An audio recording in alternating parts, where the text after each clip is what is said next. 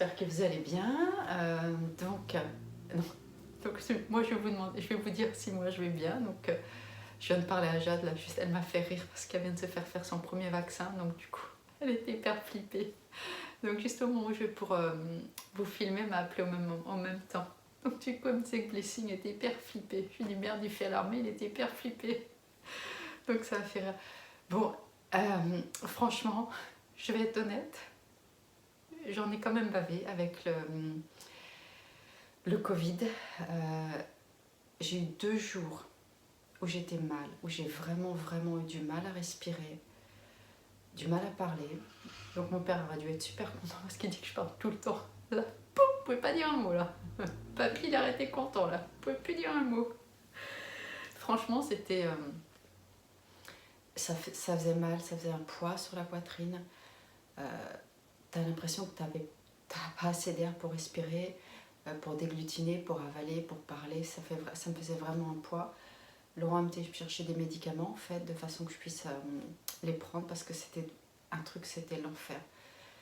Donc franchement, si je n'avais pas eu le vaccin, alors que j'étais contre à l'origine, j'avais peur et toute cette polémique qu'on connaît tous, que je ne vais pas revenir dessus, j'ai arrêté à l'hôpital. C'est ce que j'ai dit à Jade. J'ai arrêté sous incubateur, je connais mon corps et j'ai arrêté à l'hôpital.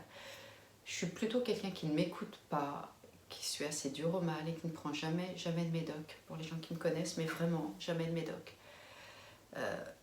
Franchement, si. Et je me dis que je fais peut-être 51 kilos, entre 50 et 52 kilos, 51, 52, donc je suis pas très grosse non plus. Je suis plutôt en bonne santé, j'ai 50 ans, et sans déconner, je pouvais plus respirer, j'étais super mal. Donc je me dis que si j'avais pas eu le vaccin, franchement, j'arrêtais à l'hosto, sous incubateur. Et je sais même pas si je serais là en train de vous raconter mes petites conneries. Donc franchement, là-dessus, je peux dire une chose, que oui, le vaccin m'a sûrement sauvée. Maintenant, j'en suis convaincue. Et ça a duré moins longtemps. Donc déjà, en effet, comme Marie, tu m'as dit, c'était entre 7 et 10 jours sur ton commentaire. Donc du coup, j'ai bien fait ça, j'ai fait gaffe et ça a duré moins longtemps. Et du coup, moins longtemps de contamination, moins longtemps d'avoir le Covid. Et je suis toujours par contre fatiguée quand même pour la récupération. Je me sens pas au top de la forme. Je l'ai vu quand je suis retournée à la gym, tu as toujours difficulté à retrouver le souffle et tout ce qui s'ensuit. Mais bon, au moins j'ai pu y retourner et puis je me sens un peu plus fatiguée, un peu plus patra, comme si tu récupères moins. Mais bon, je me dis que c'est normal. Et puis je voulais remercier tout le monde parce que vous avez été adorables. Franchement, je suis contente. J'ai une belle communauté. Vous m'avez envoyé des messages en privé, ça m'a beaucoup touchée. Beaucoup de petits messages, beaucoup de trucs, c'est très sympa. Vos gentils commentaires suite à ma vidéo, c'est très sympa. Merci beaucoup. Je suis honnêtement, j'ai de la chance parce que j'ai une belle communauté. Donc c'est voilà, ça fait chaud au cœur. Je vous remercie encore. Deuxième topic, maintenant qu'on parle un peu comment ça s'est passé, comment ça se passe le déménagement, où on en est, tous les trucs. Donc, Laurent était donc parti en Floride pour trouver un appart, trouver une compagnie de déménagement. Il en avait trouvé une vraiment moins chère, qui n'est jamais venue. Donc la moins chère fait qu'elle est vraiment pas chère vu qu'elle n'y était plus, elle n'y était pas. Donc du coup il a galéré, il en a trouvé une ici, qui après l'a annulée, il en a retrouvé une autre, puis une autre. C'était vraiment une grosse difficulté de trouver une compagnie pour bouger parce qu'ils ont augmenté leur prix et puis ils ne sont pas disponibles. Donc du coup on en a trouvé une.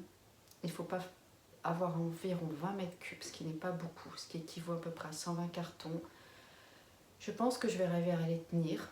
Donc comment j'ai fait pour les tenir, j'ai viré. Donc j'avais déjà pas grand chose. Franchement ça a été dur, très dur. Donc on a enlevé beaucoup de meubles, beaucoup de déco, beaucoup de souvenirs. Même si c'est des choses que je mettais plus, j'avais pas spécialement envie de m'en séparer, des choses qui venaient d'Indonésie, de tous nos voyages. J'ai tout enlevé et j'en ai donné beaucoup à Jade pour sa coloc, qui d'ailleurs se passe mal, mais ça sera un autre topic ça. Donc du coup, j'ai énormément viré.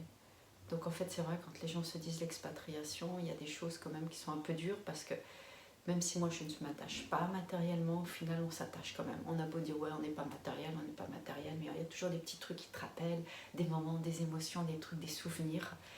Et quelque part, voilà quoi. Donc j'ai donné énormément, j'ai vendu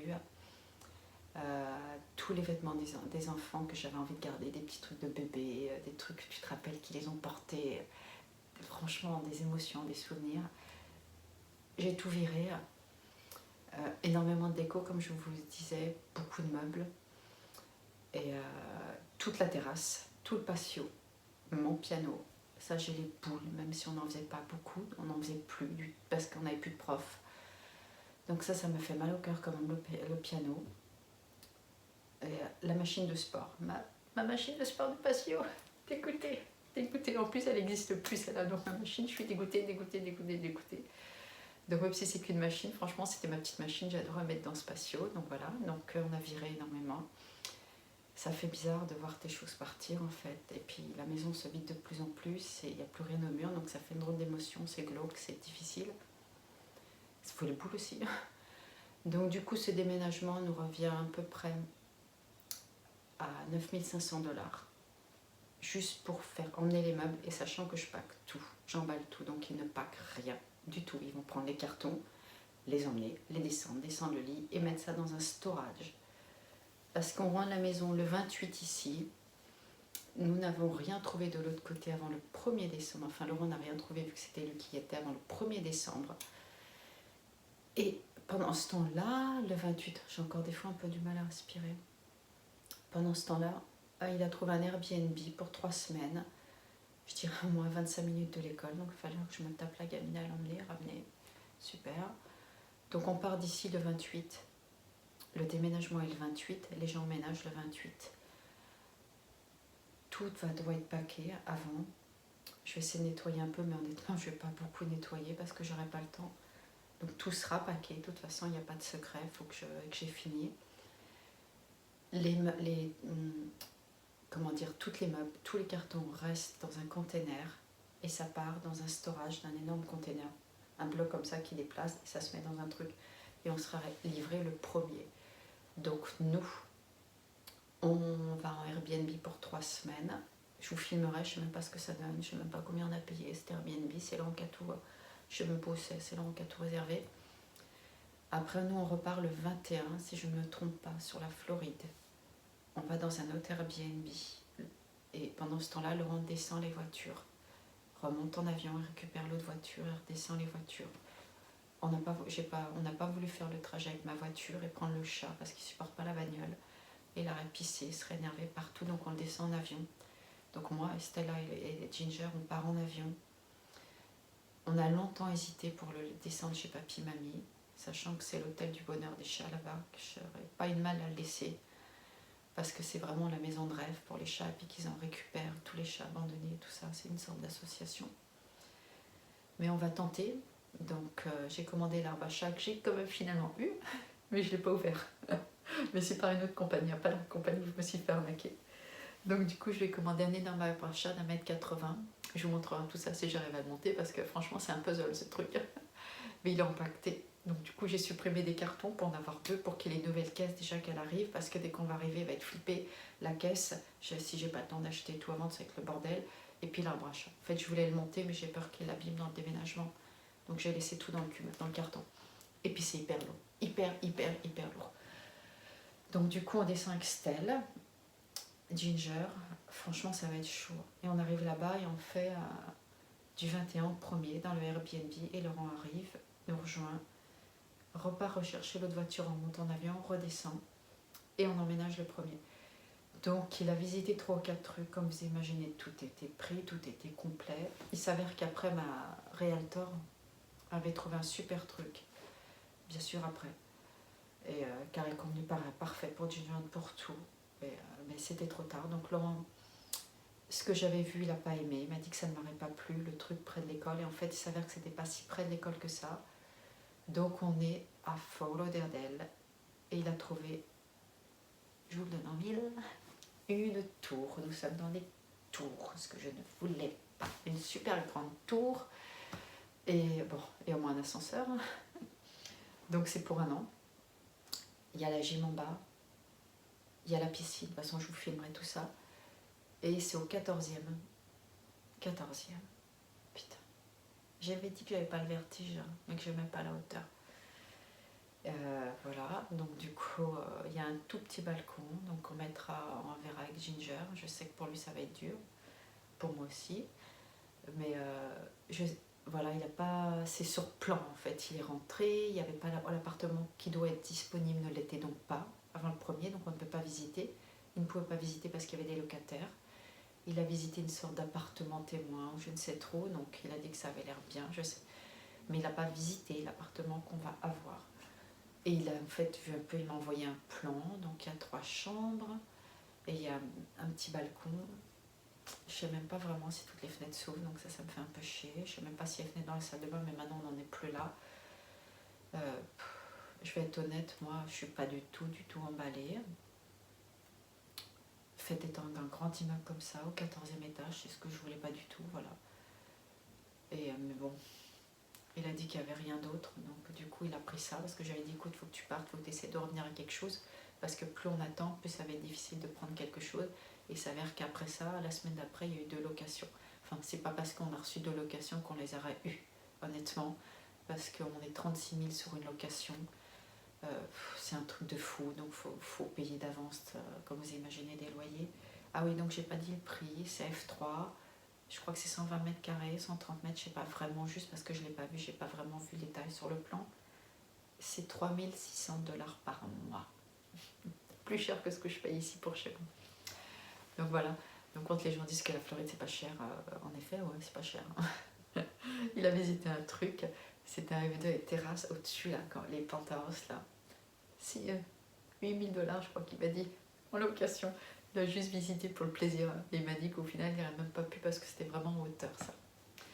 Donc non, ce qu'il a visité, soit ça n'allait pas, soit c'était trop vieux, soit c'était un peu la zone, soit tu as plusieurs personnes, tu n'arrivais pas à l'avoir. Donc celui-là, il a réussi à l'avoir. Donc il l'a visité le lendemain, tout de suite, il a mis son offre dessus. Donc on loue pendant 1 an. Et pendant cette année-là, on va aller voir si ça nous plaît de vivre là-bas. Mais enfin, tous les retombées des gens disent que c'est top. J'ai que des gens positifs qui me disent que c'est vraiment bien la Floride, que c'est vraiment sympa d'y vivre. Donc du coup, et alors est-ce qu'elle est près de l'école? Je crois que c'est... il y a un bus, mais ça j'ai pas encore tout vu, je verrai. Mais je pense l'emmener le matin et qu'elle rentre en bus parce que je veux pas qu'elle se tape genre 1 heure de bus par jour. Parce que sinon franchement c'est chiant, c'est une perte de temps et puis j'ai pas envie non plus qu'elle se lève trop tôt le matin avant d'aller à l'école. Comme c'est comme tout le monde, hein, on aime bien rester au lit, pas se lever à 5h du mat. Ici elle se lève à 6h30, c'est la même horaire le matin de l'école et ils finissent un peu plus tard par contre là-bas, 20 minutes plus tard. Donc c'est 7h40 jusqu'à 2h40, ici c'était 2h20. Donc ce que je vais faire, c'est que je vais quand même l'emmener le matin, parce qu'il peut y avoir des fois 30-40 minutes de bus. Donc franchement, autant que je l'emmène si ça va plus vite pour qu'elle se lève un peu plus tard. Et puis elle rentrera en bus. Donc je vais voir un peu comment on va manager. Ça n'a pas l'air trop loin de l'école, mais non plus pas trop près. Tu peux pas y aller à pied ni en vélo, on a déjà regardé. Par contre, c'est une des 2 écoles que j'avais remarqué, donc ça c'est très bien. Elle aura la bonne école. Il y a des groupes en effet de foreign, English, second language, tout ce que j'ai voulu, donc ça il y a tout, donc c'est bien. Maintenant le point négatif en effet, c'est un appart au 14e étage. Après t'as ta gym, t'as ta piscine, c'est une énorme structure, donc voilà quoi. Donc non, franchement pas évident le déménagement, pas évident de paquer. Mais petit à petit, bah écoute, j'avance, hein, quoi. On avance, et puis après on va partir de l'autre côté. Je vais vous filmer cette semaine un peu la maison où j'en suis. Franchement, j'ai quand même pas mal avancé, même si je vous dirais qu'objectivement, j'ai l'impression qu'il y en a encore une tonne. Il a fallu que je fasse plein de papiers encore pour Ginger, parce que bon, les gens qui se sont expatriés le savent, avec un animal, c'est compliqué. D'ailleurs, c'est compliqué pour tout. Donc du coup, c'est compliqué pour tout. Donc du coup, voilà. Mais bon, objectivement, j'ai quand même pas mal avancé. Il me reste toute ma chambre à paquer. Enfin, il n'y a pas grand-chose, c'est les fringues, mais j'ai pas beaucoup de meubles. Il faut que je vois si s'ils ont des protections de matelas, sinon je vais être obligée encore de retourner au Home Depot en racheter. Mais j'ai pas mal avancé, j'ai fait toute la cuisine, le salon, la salle à manger, j'ai liquidé tout, j'ai réussi à faire quand même une vente pour vendre une petite partie à perte, mais des choses. Donc du coup ça avance, au moins on a quelque chose, on a un endroit où aller, mais on fait un peu les globetrotters avant d'arriver à cet endroit, qui on espère nous plaira, quoi, parce que bon, les gens disent que ça va vite un an, c'est vrai, mais bon, moi je trouve que quand même un an c'est long quand même, quoi. Donc j'espère qu'on va s'y plaire, quoi, je vous filmerai tout ça. Demain, on fait un truc Halloween qu'on n'a jamais fait demain soir. Donc si je peux filmer, je vous filme ça. Sachant que c'est avec mon téléphone, il se peut que la nuit on voit pas très bien. Mais j'ai comme envie de vous filmer ça. Donc demain, on fait un truc Halloween. Ce week-end, je dois packer, mais je vais essayer d'aller dans un petit village où ils font un zombie walk. C'est-à-dire que les gens sont déguisés. Je n'ai jamais fait ça et je voudrais, avec Stella, on voudrait le faire. C'est pas le grand endroit où a été ma copine Lisa il y a 2 semaines qui est top, que je n'ai pas fait, que j'aurais dû faire, que j'ai loupé. Et c'est un petit village super mignon. Et là, il y a des gens qui sont déguisés zombies. Ça s'appelle la marche des zombies. Le lendemain, c'est la marche des sorcières. Donc on va sûrement choisir les zombies parce que ça peut être plus délirant en fonction des costumes. Donc samedi, on va peut-être essayer de descendre là-bas en fonction de comment j'ai avancé demain. Mais demain, je ne vais pas trop avancer parce que j'ai dentiste. Stella a dentiste, Jada dentiste. Et après, on a le truc. Donc et les dentistes tous s'enchaînent de 11h à 1h. Donc j'attends parce que voilà, les voitures, les trucs. Donc j'aurai pas beaucoup de temps de paquet demain, ce qui est un peu chiant. Et le soir, franchement, une fois que tout le monde est couché, je suis encore crevée, j'ai pas mes capacités à 100%, donc j'arrive pas à paquer. Donc voilà, voilà, voilà. Donc je vous fais tous des gros bisous. Et je vous montre ce week-end où j'en suis du paquet. J'espère que j'aurai tout fini, mais je ne crois pas. Et puis j'essaie de vous filmer pour le truc des activités Halloween qu'on n'a jamais fait. Je vous ferai découvrir. Je vous embrasse tous. Bye!